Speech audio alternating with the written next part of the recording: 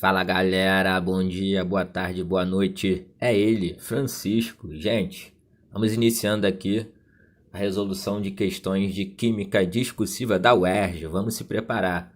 E eu garanto a vocês que não serão só questões da UERJ. Por enquanto a gente vai treinar com as questões discursivas da própria UERJ. Depois teremos outras questões nos próximos vídeos, tudo bem? Então eu vou começar aqui com de 4 a 5 questões no vídeo, resolvendo a prova da UERJ de 2017, da prova do vestibular 2017, que foi aplicada em 2016. Gente, olha só, vamos lá. Olha só essa número 1 aqui. Vocês vão ver que é uma questão bem tranquila. Na premiação das Olimpíadas, o primeiro, o segundo e o terceiro colocados em cada competição recebem, respectivamente, medalha de ouro, que o símbolo, o elemento químico é o AU, de prata, que é o Ag, e de bronze, que é representado pelo cobre e o estanho, tá? Sabe-se que o bronze é uma liga metálica, né? Formada por os elementos que eu já falei, cobre e estanho. Considerando os metais citados, escreva o símbolo daquele que possui maior massa atômica. Gente, não se preocupe que a tabela periódica estará para vocês na prova, diferentemente do Enem. Então vamos lá, eu tenho uma tabelinha minha aqui. A gente tem que saber qual é a maior massa atômica desses elementos citados. Mas vamos lá. O primeiro é o ouro, tá? Vamos ver aqui o ouro. O ouro ele tem aproximadamente 196,9, tá? Vamos colocar isso. Massa atômica, ou massa molar, né? 196,9. Esse é do ouro. Vamos ver da prata. Prata é Ag, 107,8. Prata, 107,8. Prata e ouro, por enquanto. Vamos ver do cobre. E faltou o estanho, né? Cobre, 63,5. 63,5. E o estanho está aqui, 118,7. 118,7. Então, o início aí só para aquecer, gente. Qual é a maior massa molar? Ou a massa atômica que tem aí? É o ouro, né? 196,9. Então, a gente já sabe que tem o maior é o ouro. Você vai identificar na sua provinha lá. Vamos o que ele pediu mais. Então, escreva o símbolo de possui maior massa atômica, é o ouro. A gente já descreveu ali, o AU. E o nome daquele que pertence ao grupo 14 da tabela periódica. Gente, já sai no grupo 14. Sem erro nenhum.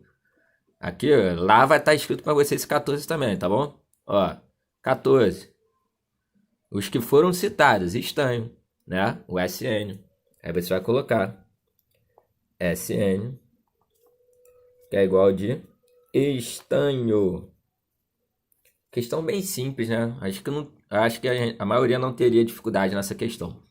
Em seguida, apresente duas fórmulas. A do cátio divalente. Gente, divalente é a mesma coisa que bivalente. Ou seja, íon 2 mais do metal de menor raio atômico do grupo 11 da tabela de classificação periódica. Então, vamos, primeira coisa que ele quer é o cátio divalente, é 2 mais. Do grupo 11, ainda fala, o grupo 11, tá? Vamos lá. Grupo 11, a gente está vendo aqui, o grupo 11 é dos metais de transição. Os citados só pode ser o cobre. Por quê? Porque ele é o menor raio atômico. Tem duas formas de você identificar aqui. Pela camada, comparado ao cobre, prata e o ouro, que está no mesmo grupo dele, ele tem a menor camada, tá? Nível 4, tá bom? Ou você poderia fazer aquele esquema, né, da direita para a esquerda, de cima para baixo, né? Ó, indo para baixo. Então, quem é o maior é o ouro, quem é o menor é o cobre. Então, vamos colocar aí. E o cobre, ele falou que é bivalente. Cobre, 2 mais e 2 mais. Faltou mais alguma coisa para identificar, né? E a do cloreto, composto pelo metal correspondente à medalha da segunda colocação. Gente, só olhar aí. Primeira colocação é ouro, segunda, prata. Vou até colocar aqui, ó, primeiro, segundo, terceiro. Segundo é o Ag, né? Só que ele quer o cloreto. AgCl, cloreto de prata. Aí você pode até tirar onda com a banca, ó, cloreto de prata, né? Viu que a questão 1 foi uma questão bem simples, questão para aquecer, aquecimento ProUERG. Vamos a 2.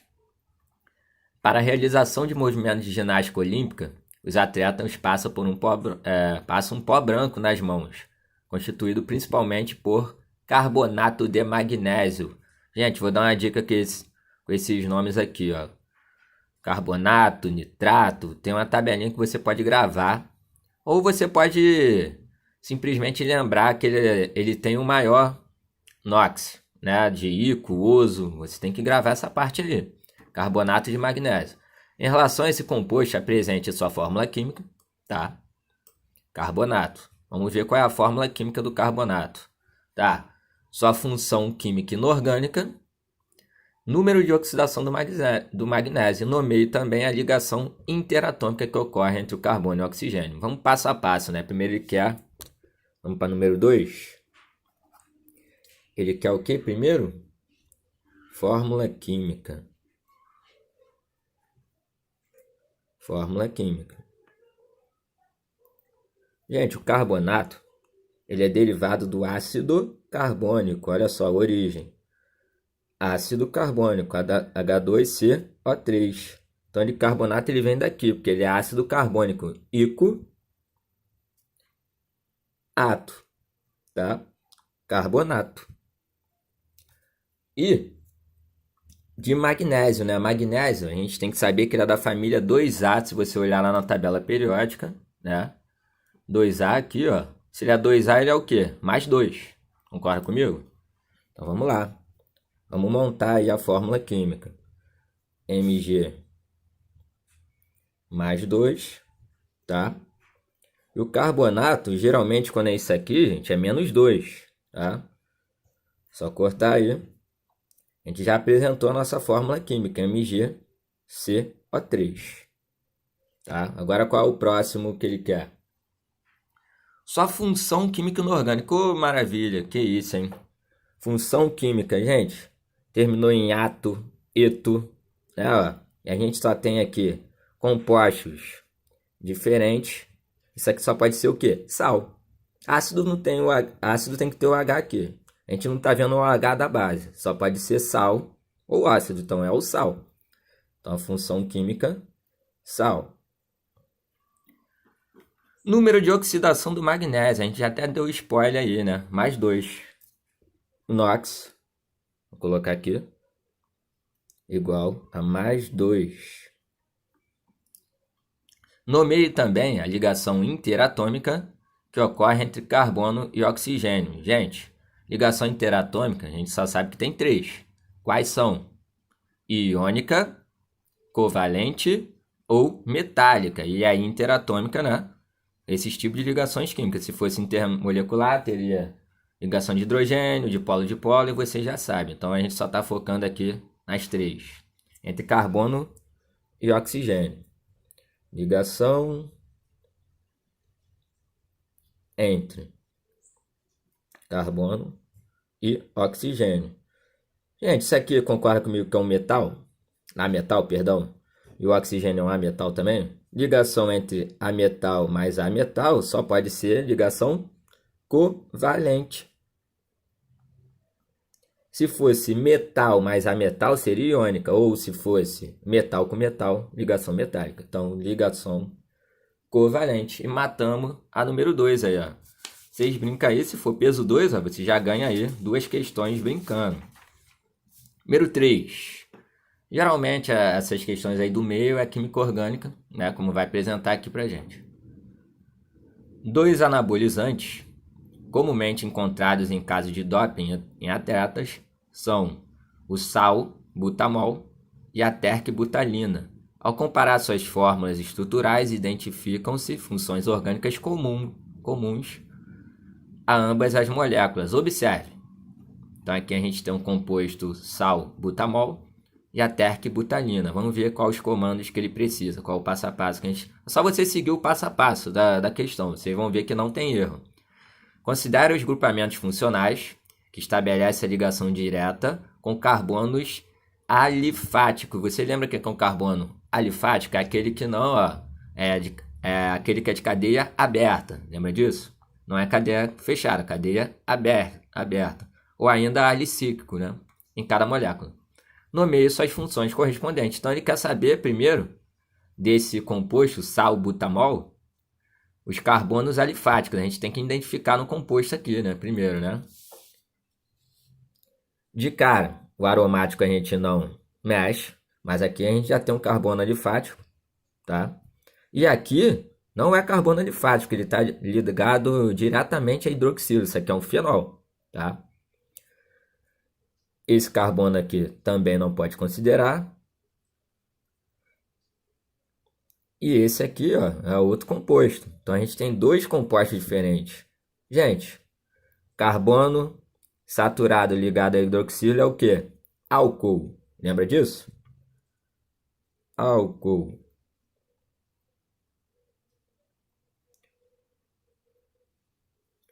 Álcool, tá?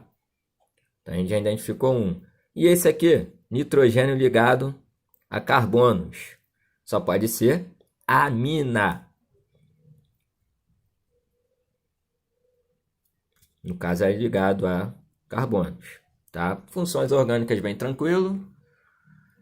Em seguida, o número de carbonos terciários presentes no sal butamol. Agora você tem que olhar o composto inteiro, porque se está pedindo carbono terciário, você tem que olhar todo o composto. Você observar aqui no cantinho, olha só esse carbono aqui, ó. Ele faz 1, 2, 3 ligações. Então ele é um carbono terciário.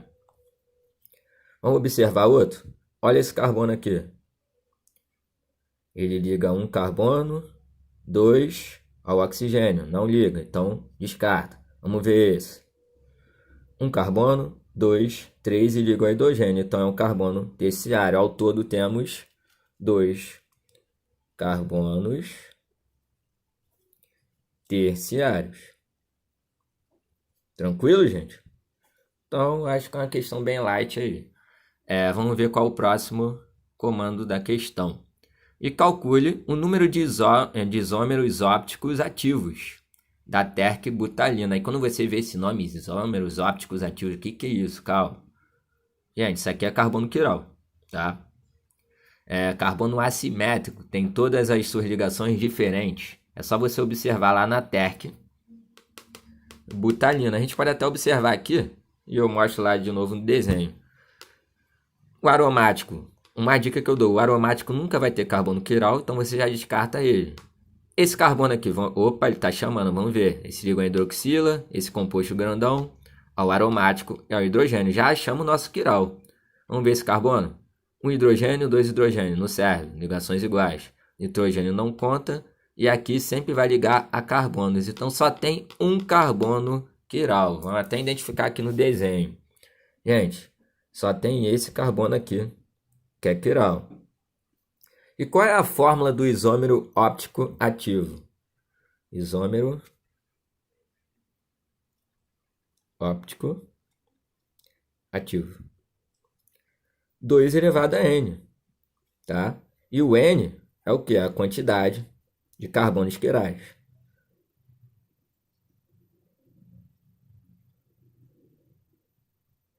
Quantos carbonos a gente achou ali? Só um, né? Então, 2 elevado a 1. Quanto que é 2 elevado a 1? 2. Acabou. Vamos ver se tem mais alguma coisa? Nada, né? Matou a questão número 3. Que isso? Vamos a 4. O M, cloro-nitro-benzeno, agora sintetizando e melhorando, né, a nomenclatura, o metacloro-nitro-benzeno é utilizado como matéria-prima para a fabricação de antioxidantes na produção de borrachas. Em laboratório, esse composto pode ser sintetizado a partir do benzeno através da sequência de 2 reações químicas. Reações químicas, estudem isso, cai bastante. Utilizando as formas estruturais, apresente a sequência de reações envolvidas na obtenção do metacloronitrobenzeno. Apresente também as suas fórmulas estruturais dos isômeros planos de posição desse composto. Gente, primeiro vamos saber qual a estrutura aqui, né, do metaclorobenzeno. Então isso aqui é a dirigência, lembra do orto, meta, para? Então vamos lá. O meta é sempre, você lembra que o meta é sempre 1 e 3, né? Meta, posição 1 para 3. E a gente já está vendo um benzeno, como você já viu o nome desse, se assuste. Não, vai no benzeno logo. Benzeno que você já sabe, você vai matando pelas arestas, tá? Nitro é de NO2. E como é a posição de 1 para 3, você pode colocar aqui, ó. Deixa eu ver, 1, 2, 3. Você pode colocar o NO2 aqui. Matou. Então isso aqui é o meta-cloronitrobenzeno, tá? Aí o cloro a gente vai obter ele aqui nas reações, tá? Vou colocar aqui o cloro. Gente, olha só a reação de substituição que a gente vai utilizar. Primeiro, para você utilizar aqui para chegar a esse composto aqui, você tem que ir pela nitração, que é o NO2, né? Só você fazer o seu benzeninho aí, tá? E adicionar na posição, ó, 3, o NO2. E o segundo passo é você halogenar, né? Você colocar o seu halogênio, você colocar o cloro. Benzeno de novo. Aí você já tinha, vamos supor que eu coloque o NO2 aqui. Não, deixa ele aqui mesmo. Você adiciona com Cl2. Vai formar o quê? O nosso metacloro benzeno, tá? A gente pode até colocar o NO2 aqui. 1, 2, 3 e o cloro aqui. Mais o que? Sobrou cloro, né? HCl. E lembrando que tem que colocar aqui as ligações duplas, né? Senão vira um ciclo hexano. Então você já matou a primeira parte do exercício, que é as reações envolvidas na obtenção. Agora apresente as fórmulas dos isômeros planos de posição. Gente, a gente tem a posição meta aqui que a gente trabalhou, né? De 1 para 3. Falta quais? A orto e a para. Então vamos colocar aqui no ladinho aqui. Olha só.